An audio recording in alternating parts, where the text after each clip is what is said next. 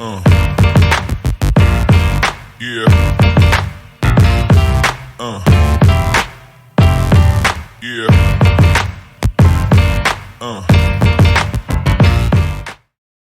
Sejam muito bem-vindos à terceira aula da série Fisiologia Respiratória. Eu sou o professor Augusto Cruz e, como você já sabe, toda quinta-feira às 18 horas você encontra conteúdo novo aqui, hoje falando sobre ventilação alveolar, né?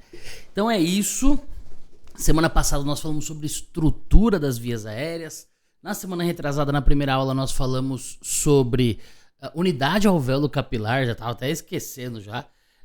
Tem muita coisa. Eu tô fazendo uma organização que eu tô achando que eu vou ficar mais de um ano para conseguir destrinchar toda essa fisiologia com 4 livros, né? Já apresentei esses livros para vocês e já queria até antecipar que muita gente acabou pedindo: Guto, onde eu consigo esse livro? Onde eu encontro? Onde eu compro? Então eu deixei aqui na descrição do vídeo do YouTube os links para vocês adquirirem aí, quem quiser adquirir um dos 4, qualquer um desses 4, né? Tem um link onde vocês encontram. Lembrando que o Fisiologia Respiratória do Schumacher é um livro que não é impresso há muitos anos, tá? Então ele é um livro antigo que não tem sido reeditado.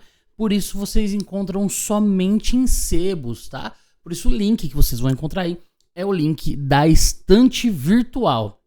Bom, mas para começarmos a falar sobre isso, né? Já quero pedir para você deixar o seu like, se inscrever no canal. Se você está acompanhando a gente pelo Spotify, já me siga também aí no Spotify. E deixe seu comentário, compartilhe esse vídeo para seus amigos, tá? Se tiver alguma sugestão, manda mensagem para mim lá no direct do Instagram, @Augusto Cruz Fisioterapia. Vai ser um prazer receber sugestões para a gente conseguir entregar um conteúdo melhor aí toda quinta-feira para vocês, tá bom? Bom, esse assunto aqui é um assunto complexo, é um assunto denso, então já estou com as minhas literaturas em mãos. Não vou conseguir mostrar todas, né? Mostrar 2 aqui, mas eu estou com as outras 2 abertas também, para falarmos sobre uma das 2 principais funções do sistema respiratório, que é a ventilação, tá? Quando a gente fala de função do sistema respiratório, muita coisa é incluída nessa discussão, né? A ventilação e a troca gasosa, obviamente, são as principais. Não é à toa que os livros de fisiologia têm capítulos específicos só sobre elas, né? Vamos falar de ventilação. Mais pra frente a gente vai falar sobre difusão, sobre a troca dos gases propriamente dito. Mas nós também temos outras funções como fonação, como proteção, como troca de temperatura, como armazenamento de substâncias, tudo isso que está intrínseco ali. E muitas vezes depende da ventilação ou depende da hematose. Mas hoje nós vamos falar especificamente da ventilação, começando com a descrição do que é, né? A definição da ventilação, que é muito simples, que é caracterizada, obviamente, pela entrada e saída do ar. Então a ventilação nada mais é do que esse movimento, tá? O ar que entra e o ar que sai. O ar que entra levando ali uma grande quantidade de nitrogênio, mas principalmente levando ali aproximadamente 21% de oxigênio, tá? Na fração. Mas na fase expiratória, trazendo de volta ali, né, no sentido expiratório para a atmosfera, agora o produto do metabolismo aeróbio, que é o dióxido de carbono. Então vai chegar ali o oxigênio na membrana alveolo-capilar através da inspiração, e depois que ocorrer essa troca gasosa, vamos pegar esse CO2 e levar ele de volta para a atmosfera, tá? Mas, para falarmos sobre entrada e saída do ar, obviamente seria impossível com que os autores não falassem das quantidades de ar que entram e saem. Então, quando a gente para dar uma leitura aqui nessas 4 literaturas, as 4 literaturas iniciam a discussão da ventilação, destacando, obviamente, os volumes pulmonares e também as capacidades pulmonares. Então, dentre esses eventos aí de entrada e saída, nós podemos ter quantidades diferentes que são mobilizadas de ar nas vias aéreas. E eu quero começar falando sobre elas. Inclusive tem imagens muito famosas, né? Como, por exemplo, essa foto aqui de volumes e capacidades, ou diagramas mais simplificados, como esse aqui, como vocês podem ver, que vão separar ali a quantidade de ar que a gente inspira ou que a gente expira em diferentes esforços que a gente consegue fazer, tá? Óbvio que toda a literatura começa com um volume basal, Então essa quantidade de ar que a gente ventila, tanto no sentido ins quanto no sentido ex, sem perceber, então essa quantidade de ar que você está mobilizando aí, inspirando e expirando sem perceber, essa quantidade nós chamamos de volume corrente, tá? Então o volume corrente ele é definido pela quantidade de ar que entra e sai dos pulmões em uma ventilação basal. Então é exatamente essa quantidade de ar aí que você está ventilando.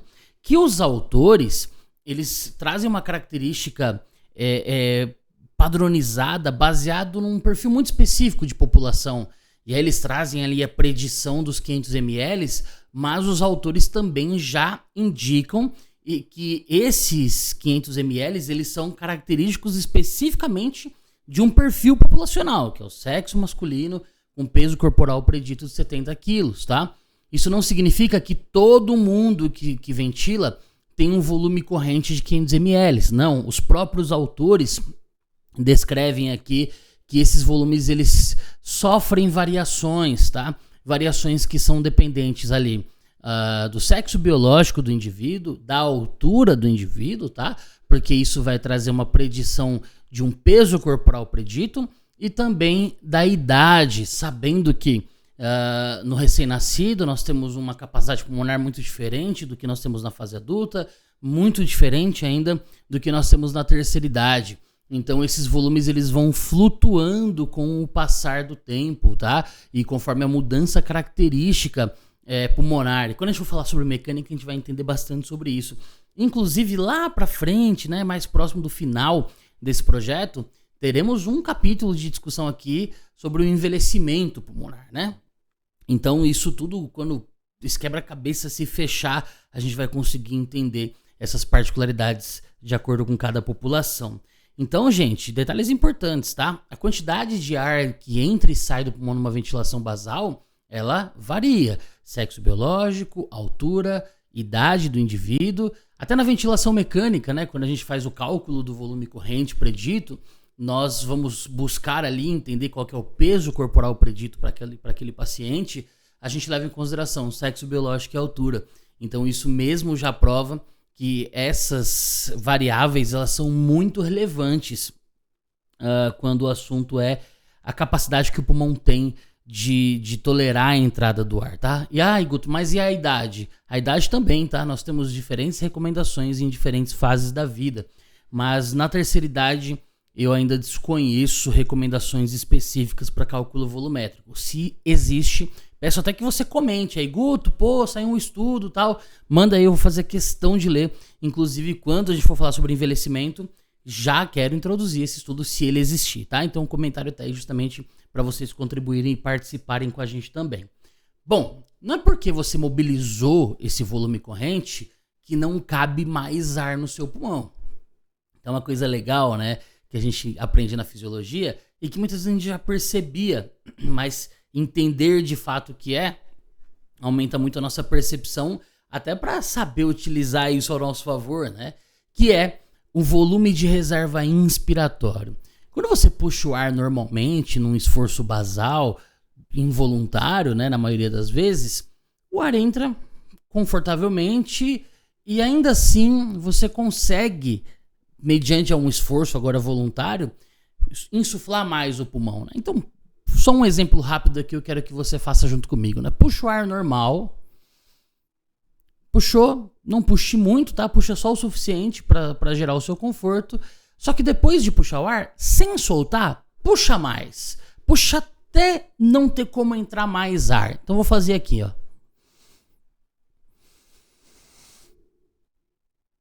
Existe a possibilidade de nós colocarmos mais ar para dentro do pulmão. E essa quantidade de ar que é possível ser inspirada após uma insbasal, ou seja, toda a quantidade de ar que você inspira de maneira forçada após uma insbasal é chamado de volume de reserva inspiratória. Que também, para aquele perfil populacional médio que os autores falam, ele está em torno de 2,5 litros, tá? Tô aqui, ó, tô com o livro aqui, dou uma olhadinha, para não falar besteira, né?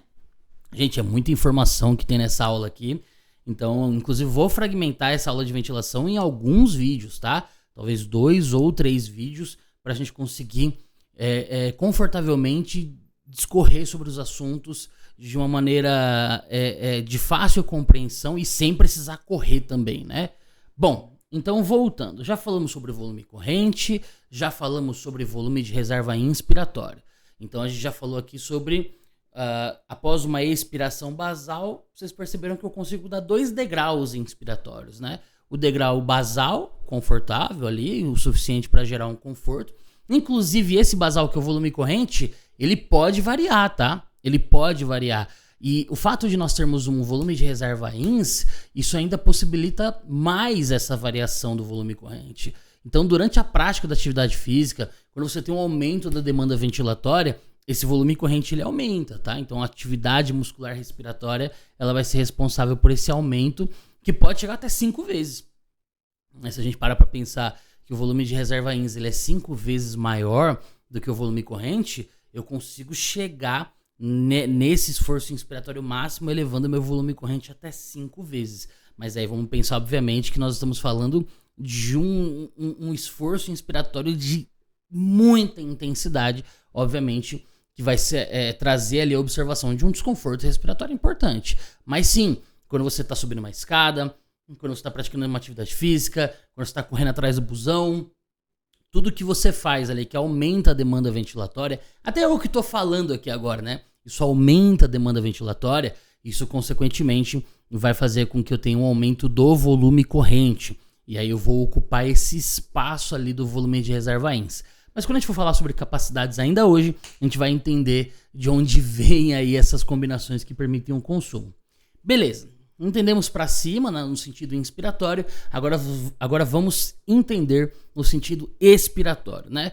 A gente pediu para você puxar o ar confortavelmente, mas agora eu vou pedir para você soltar o ar confortavelmente, né? Você botar para fora só o volume corrente, só aquela quantidade de ar que você inspirou, agora coloca ela para fora. Ainda assim, mesmo que soltando o ar confortavelmente, né, trazendo ali para o limite inferior do volume corrente, isso não quer dizer que todo o ar dentro do seu pulmão acabou. E você ainda tem uma quantidade de ar que você consegue botar para fora numa expiração forçada. Então, após uma exbasal, que eu vou pedir para você fazer, você, sem puxar o ar, vai segurar e vai começar a fazer um esforço expiratório para esvaziar o seu pulmão ao máximo. Até ser impossível tirar mais 1 ml de ar, tá? Eu vou tentar simular aqui. Se eu desmaiar, você me segura no botão do like aí. Eita, bexiga, que o marketing tá bom, hein, pai? Então, ó, vamos lá. Solta o ar normal. E depois disso...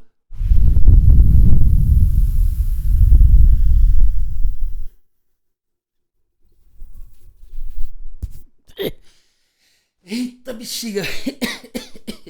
Até tinha uma tosse aqui. Olha que louco, né? Olha, eu tô suando, velho. A gente expirou o volume corrente e depois a gente continuou expirando agora um volume que estava ali dentro como uma reserva, mas não uma reserva inspiratória, agora uma reserva expiratória. Então uma quantidade de ar que permaneceu no meu pulmão depois de uma exbasal. Então, quando eu promovi uma expiração forçada, né, partindo da minha exbasal, toda essa quantidade de ar que saiu é o meu volume de reserva expiratório, que a literatura fala que num perfil específico de população está em torno de 1,5 litro. Ah, mas Guto, num perfil específico, qual é o meu perfil? Lembrem das variáveis, tá? Algumas variáveis fazem com que você possa ter mais volume, outras menos. Por exemplo, quanto mais alto é um indivíduo, maior é a capacidade pulmonar, então maior vai ser o volume. Quanto maior a altura do indivíduo, já falei a altura, né? Quanto o sexo biológico. Então, o sexo biológico masculino tem um pulmão anatomicamente maior do que o sexo biológico feminino. Então, obviamente, o volume corrente tolerado ali vai ser maior. Então, a gente parte ali de uma linha basal central que eles indicaram sendo um volume corrente de 500 ml, mas você pode ter mais ou você pode ter menos dentro disso. Inclusive, obviamente, os volumes de reserva também vão mudando consequentemente por essas características. Tá. Vocês viram que eu quase tive um treco aqui, né? Vocês viram que eu quase empacotei aqui, mas no final deu tudo certo. Mas ainda assim, meu pulmão não colapsou, né? Meu pulmão não fechou. Eu não tive uma atelectasia. Por quê?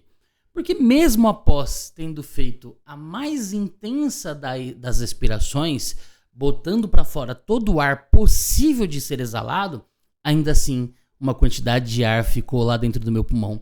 Uma quantidade que eu não consigo mobilizar. Uma quantidade de ar que eu não consigo expirar, tá?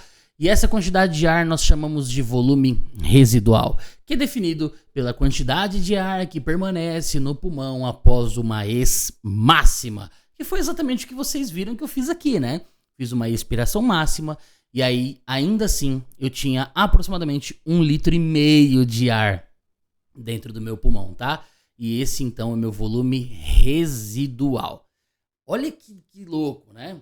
Eu tenho volumes que eu consigo mobilizar, então o basal, o volume corrente, para cima o volume de reserva ins, para baixo o volume de reserva ex, mas ainda assim, mesmo após o volume de reserva ex, eu ainda tenho uma quantidade de ar que permanece no meu pulmão após uma ex máxima.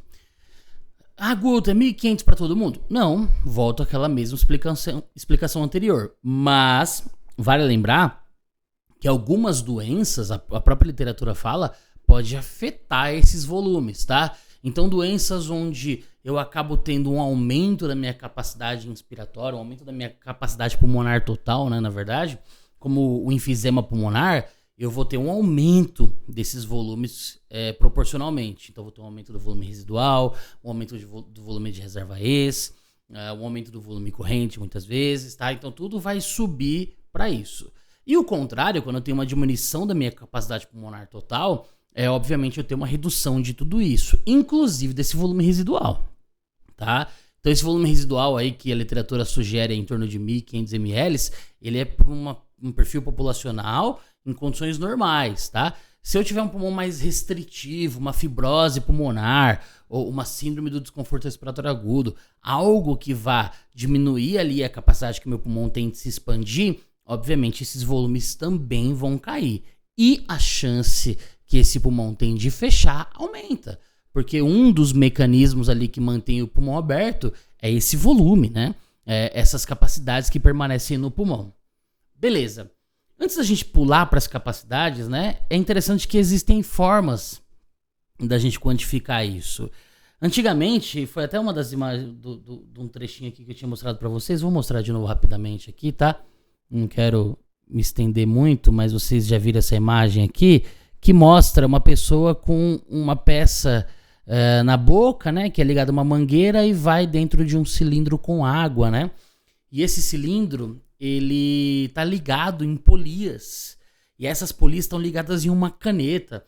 Isso é uma coisa muito antiga e deu-se o nome disso de espirometria, né? Então, através ali de um selo d'água que subia e descia conforme o paciente fazia esforços ins ou expiratórios, isso manipulava uma corda na polia que também fazia com que a caneta subisse e descesse. E essa caneta ficava riscando um rolo de papel que ficava rodando, né? E aí a gente conseguia quantificar ali os volumes baseados nos riscos da caneta. Então, quando puxava muito ar, a caneta subia. Quando soltava bastante ar, a caneta descia bastante. E ali quantificava-se, observava essas características pulmonares. Óbvio, gente, que a espirometria de selo d'água ela é muito antiga. Hoje nós temos espirômetros digitais, inclusive que não vão mais calcular todos os volumes, porque eles na verdade nem são mais tão necessários. Hoje já se entende que algumas particularidades disso tudo são importantes, como a capacidade vital forçada, que a gente ainda vai falar o que é, o volume expiratório forçado no primeiro segundo, que a gente vai discutir mais pra frente sobre isso, né? Mas são coisas que a modernidade e o uso da tecnologia começou a nos dar informações mais detalhadas, né? Mais precisas, tornando coisas assim obsoletas para avaliação clínica, mas importantes para a compreensão da funcionalidade, para a compreensão da normalidade, para a compreensão da fisiologia, que é o que a gente está discutindo aqui, né? Bom, esses volumes, eles podem ser combinados, né? Então a gente pode combinar volumes para entender algumas etapas possíveis da ventilação. Como, por exemplo, eu falei para vocês que eu consigo consumir mais volume, eu posso aumentar o meu volume corrente, consumir mais o meu volume de reserva INS, conforme eu estou realizando ali uma prática da atividade física, né? E ali eu usei um termo chamado capacidade inspiratória. Essa capacidade inspiratória nada mais é do que a combinação de dois volumes, tá? No caso aqui, os dois volumes que nós consideramos normalmente como volumes inspirados, que são o volume corrente e o volume de reserva INS. Então a gente observa ali que desde uma ex basal até a INS máxima, eu tenho ali dois volumes que são compreendidos, né, que são combinados, que é o volume corrente e o volume de reserva INS. Essa capacidade inspiratória, ela que vai estar disponível para o paciente ali, até mesmo no aumento do trabalho respiratório, para ser consumido, para ser gerado um volume e um fluxo para trazer o conforto, tá? Inclusive, ela também pode sofrer alterações frente às mais diferentes patologias, né? Então, quando eu tenho um pulmão mais rígido, um pulmão que se expande com mais dificuldade, é óbvio que eu vou ter uma redução dessa capacidade. E aí meu paciente, mesmo com francos esforços, eles vão ter dificuldade de atingir grandes volumes, porque agora eu perdi essa capacidade de expandir o meu alvéolo, porque esse pulmão está mais rígido, esse pulmão está mais duro, menos complacente, como a gente vai aprender daqui a algumas semanas ou meses nessas nossas discussões de quinta-feira, né? Bom, nós temos também a capacidade residual funcional, que assim como a capacidade inspiratória, ela combina dois volumes, mas agora não volumes inspirados, e sim volumes expiratórios, tá? Que são o volume de reserva ex e o volume residual. O volume de reserva ex e o volume de residual. Ou seja, depois de soltar, fazer uma expiração basal, chegar no piso ali, ó, do volume corrente, toda a quantidade de ar que permanecer no seu pulmão, que é a combinação do volume de reserva ex e do volume residual, toda essa quantidade nós chamaremos de capacidade residual funcional. E ela é protagonista ali na estabilidade do alvéolo, né? Ela é um dos principais personagens ali na manutenção do alvéolo aberto. Inclusive, ela também sofre grandes efeitos patológicos, seja na diminuição quando você perde capacidade pulmonar, seja no aumento quando você tem uma obstrução que dificulta a saída do ar. Então, se ela é um dado expiratório, né, se ela é uma quantidade que permanece no pulmão na expiração, se eu tenho dificuldade para soltar o ar, como acontece no broncoespasmo, como acontece na bronquite crônica, como acontece em qualquer obstrução importante ali que eu tenha na via aérea, esse ar que fica aprisionado lá dentro, esse ar vai aumentar a minha capacidade residual funcional. Inclusive o West, eu achei bem interessante que na ventilação mecânica a gente fala muito sobre isso, ele fala que o aumento da frequência respiratória pode não dar tempo suficiente para com que esse ar saia. Se você tiver ali um aumento da resistência, né, ou uma diminuição da elastância. Então, se você respira muito rápido e você tem ali algum fator que dificulta a saída do ar, você vai acabar resultando em aprisionamento desse ar no pulmão, o que vai aumentar a CRF, tá? Vai aumentar ali essa quantidade de ar que fica aprisionada, aumentando, obviamente, o diâmetro do meu alvéolo. Porque o meu alvéolo ele insufla na fase INS e na fase ex ele desinsufla. E toda essa quantidade de ar que permanece nesse pulmão, nesse ponto aqui, é a minha CRF.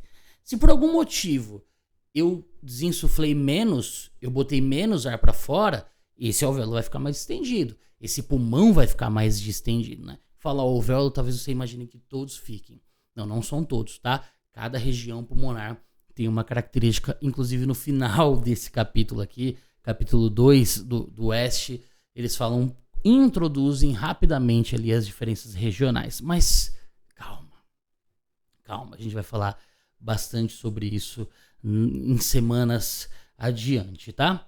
Bom, eu tenho uma terceira capacidade, que agora é a capacidade vital, que é a combinação de 3 volumes, que são o volume de reserva INS, o volume corrente e o volume de reserva ex. Que inclusive ele pode ser feito da seguinte maneira, né? Faça uma ex máxima, então solta todo o ar até não aguentar mais, e a partir dali faz uma inspiração profunda máxima. Então você vai sair do volume residual, vai puxar todo o ar, volume de reserva ex, volume corrente, volume de reserva ins, até chegar no limite. Toda a quantidade de ar que você mobilizar nesse esforço, que sai lá de baixo até o mais alto possível, toda essa quantidade é a capacidade vital, beleza? Vital porque é a quantidade de ar que a gente consegue mobilizar durante a vida. Deram esse nome justamente por conta dessa característica. Inclusive é ela que hoje em dia é um dos mecanismos para a gente entender capacidade pulmonar na espirometria digital, tá? Então hoje não se faz somente a capacidade vital, mas sim a capacidade vital forçada, numa inspiração intensa de alta velocidade, tá? E aí isso também vai ser um indício se o pulmão do seu paciente tem uma capacidade adequada de receber esse ar, se tem uma capacidade reduzida, ou seja, cabe menos ar, ou aumentada, que também é uma condição patológica característica do enfisema pulmonar, por exemplo, né? Então, essa capacidade vital, ela hoje é uma das técnicas da espirometria moderna, onde a gente consegue quantificar. Bom, mas eu combinei volume corrente, volume de reserva ins e volume de reserva ex na maioria das ferramentas que eu utilizei. O volume residual eu combinei só na CRF, né? Eu peguei VRE e VR só para CRF. Mas existe sim ainda uma última capacidade que combina todos os volumes, que é chamada, obviamente, de capacidade pulmonar total, que indica toda a quantidade de ar que permanece no pulmão, né? Então, a capacidade pulmonar total é o indicativo de todo o volume que está presente no pulmão do meu paciente após uma ins máxima. Então, CPT, né, capacidade pulmonar total, é definida dessa maneira. Toda a quantidade de ar que permanece no pulmão após uma ins máxima, que é a combinação do VRI, do VC, do VRE e do VR, tá? Os 4 volumes que nós falamos aqui anteriormente. Bom, aí a gente entra num pequeno impasse, que é o impasse medida, avaliação. Por quê? A espirometria, até a moderna, ela usa como base a inspiração e a expiração, ou seja, o movimento do ar que o paciente consegue fazer. Então o paciente vai conseguir fazer ali e a quantidade de ar que ele mobilizar vai resultar nessas variáveis aqui da espirometria. Só que tem uma dessas quantidades que a gente falou aqui que eu não consigo mobilizar, que é o meu volume residual. Ou seja, todas as capacidades que utilizam o volume residual não são possíveis de serem avaliadas na espirometria. Então, minha CRF e minha CPT não são possíveis de serem avaliadas na espirometria, mesmo na digital. Por quê? Porque na espirometria eu tenho que mobilizar esse ar e o volume residual eu não consigo mesmo na mais intensa das expirações, como algumas literaturas falam. Então, para que a gente consiga entender e quantificar, existem algumas técnicas, né? E eu quero falar para vocês de algumas delas. Na verdade, existem 2 técnicas que a gente consegue quantificar. Inclusive, tem uma novidade aí, que antes de vir gravar, eu recebi uma mensagem e, surpreendentemente, essa mensagem veio na hora certa, né? Eu fiquei muito feliz que essa mensagem chegou exatamente antes de eu conseguir gravar isso daqui. Então, uma novidade que eu preciso contar pra vocês. Não é publi não, tá? Fica tranquilo, não precisa sair do vídeo não. Não é publi ainda, né, pai? Se alguém quiser patrocinar uns vídeos aí, nós tá querendo dinheiro, né, pai? Mas voltando pra cá. A primeira técnica, gente, é a técnica da diluição do hélio, tá? Diluição do hélio. O hélio que é um gás, né? Que é o símbolo químico dele, né? Usa as letras H maiúsculo e E minúsculo. O hélio, ele é um gás que ele não se difunde na membrana alveolocapilar. Na verdade, não podemos falar que ele não difunde nada, né?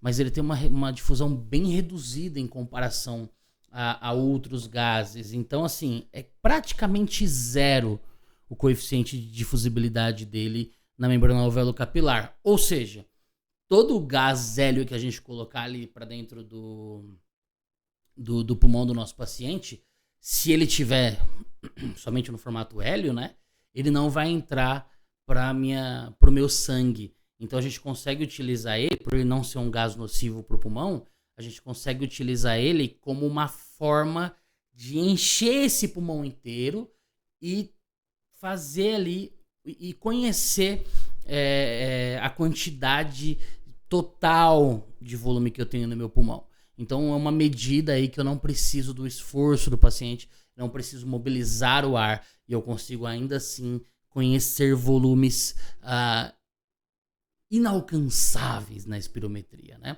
Então eu quero mostrar para vocês aqui rapidamente. Me processa não, tá, editoras?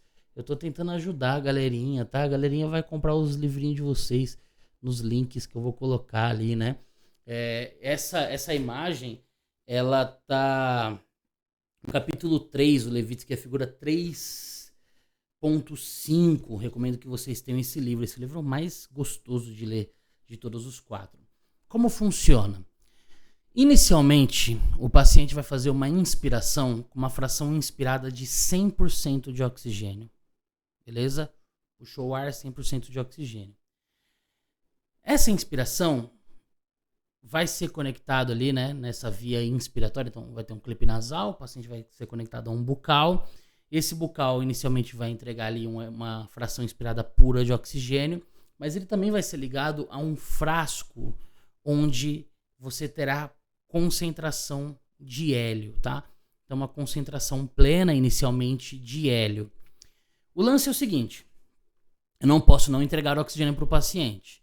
Então, existe ali, mesmo que a concentração seja plena de hélio nesse frasco, existe a possibilidade da entrada de oxigênio por uma outra porta para garantir a saturação do paciente.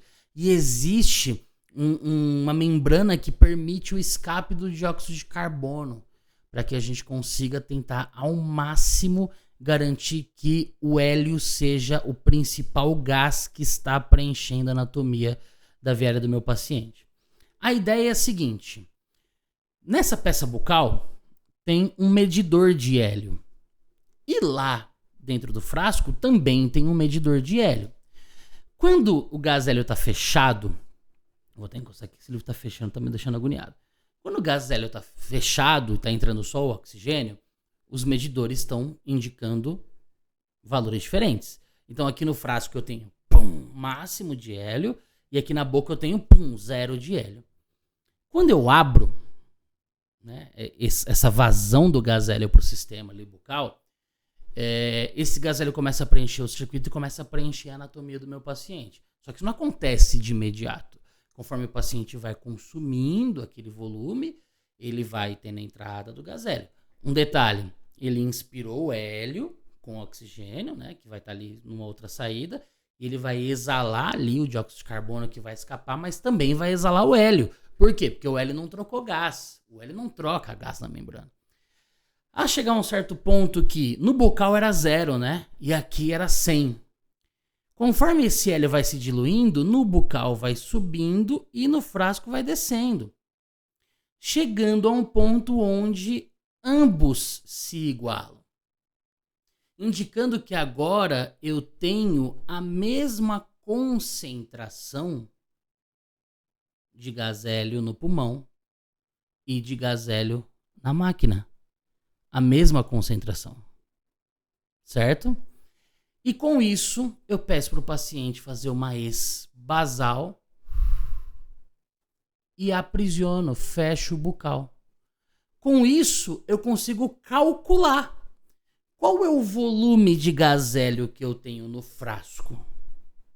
Porque, entendam, essa diluição agora se igualou. Eu tive, com o passar das inspirações, uma distribuição homogênea de gás hélio. Então, a partir do momento que o paciente faz uma ex-basal, eu calculo quanto de volume de gás hélio tem aqui, tanto. Então, esse gás hélio aqui é exatamente igual ao gás hélio que está lá dentro. Então eu consigo calcular qual é a quantidade que está lá no frasco e estimar com muita proximidade qual é a quantidade que eu tenho na minha CRF. E baseado nisso, entender ali qual é a capacidade residual funcional desse paciente. Olha que da hora, né, cara? Olha que da hora. Bom, a segunda técnica é a técnica que nós conhecemos como pletismografia.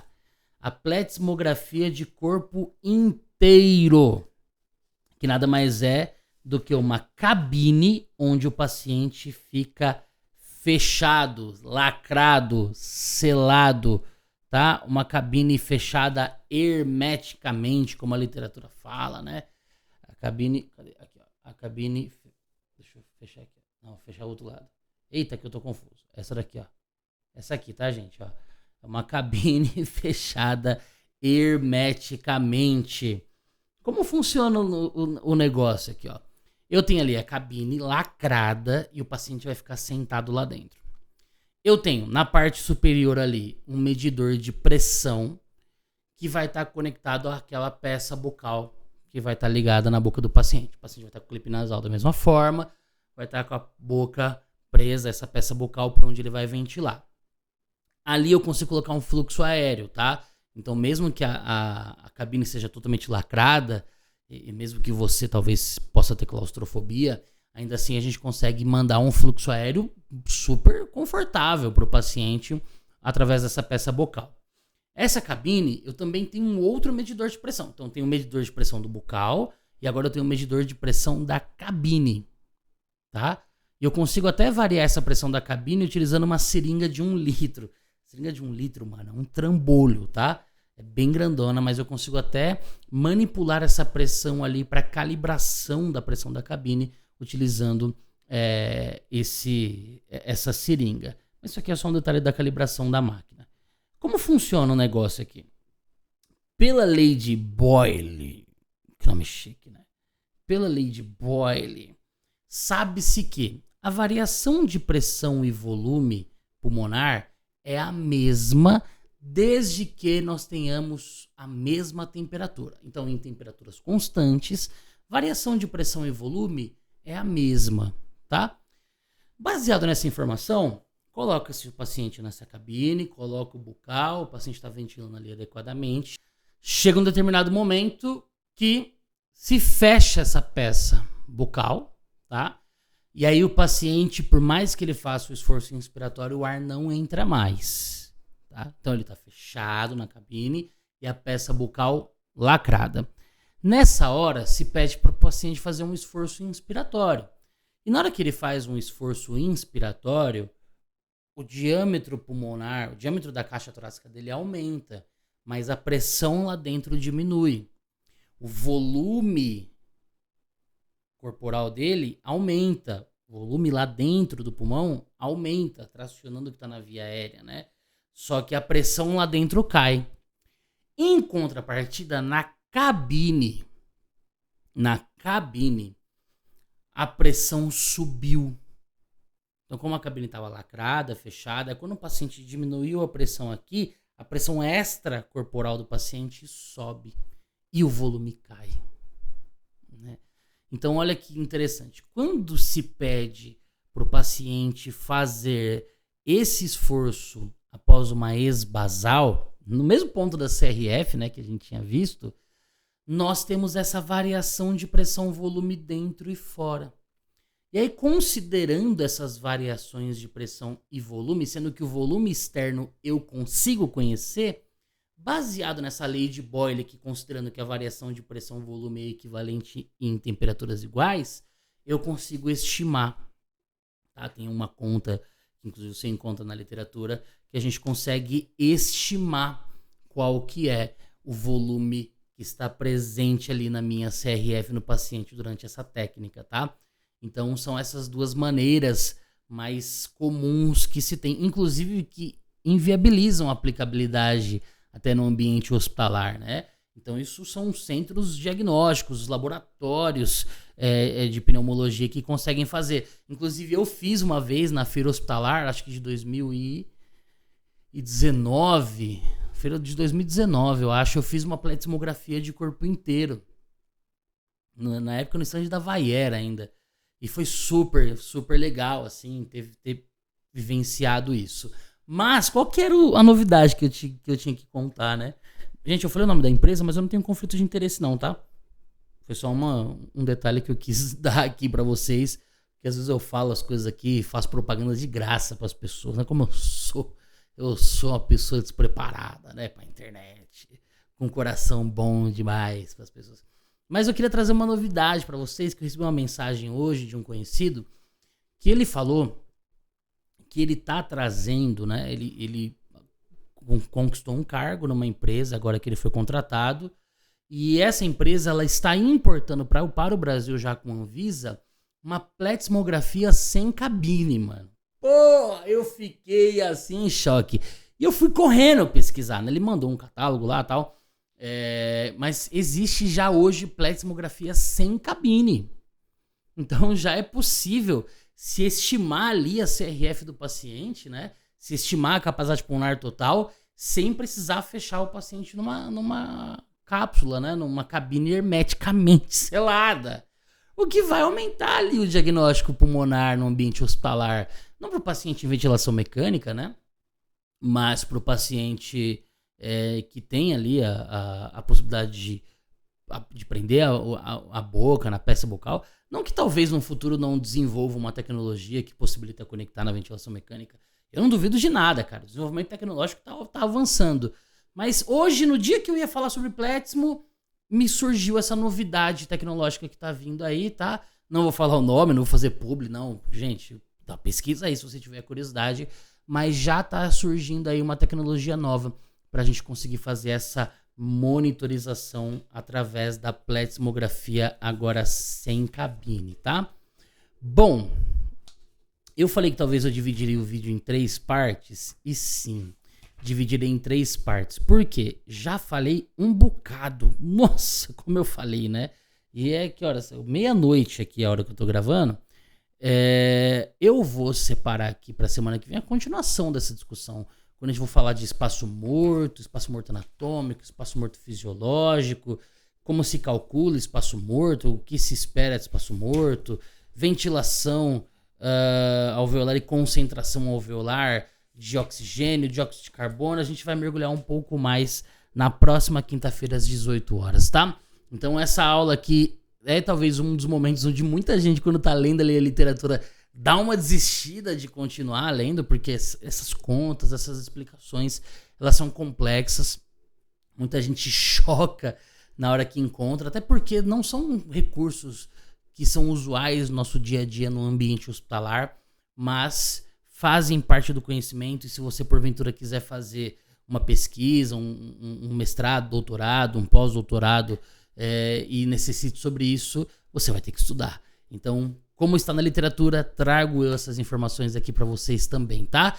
Então, ó, já deixa separado aí, quinta-feira que vem às 18 horas, vamos continuar a nossa discussão sobre ventilação, falando sobre espaço morto anatômico, espaço morto fisiológico, e se der tempo a gente já entra em concentrações, tá?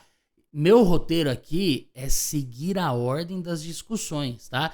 Agora, quanto tempo eu vou falar sobre cada um, se eu vou fragmentar, isso aqui eu vou deixar para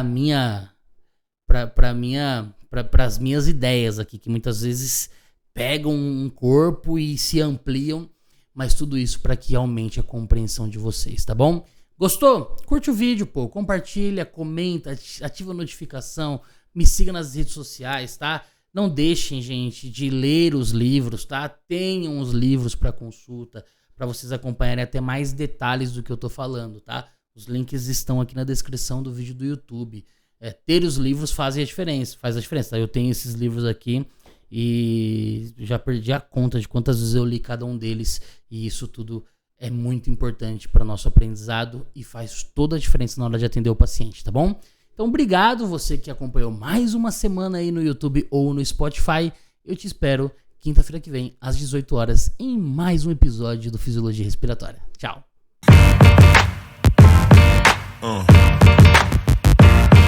Yeah.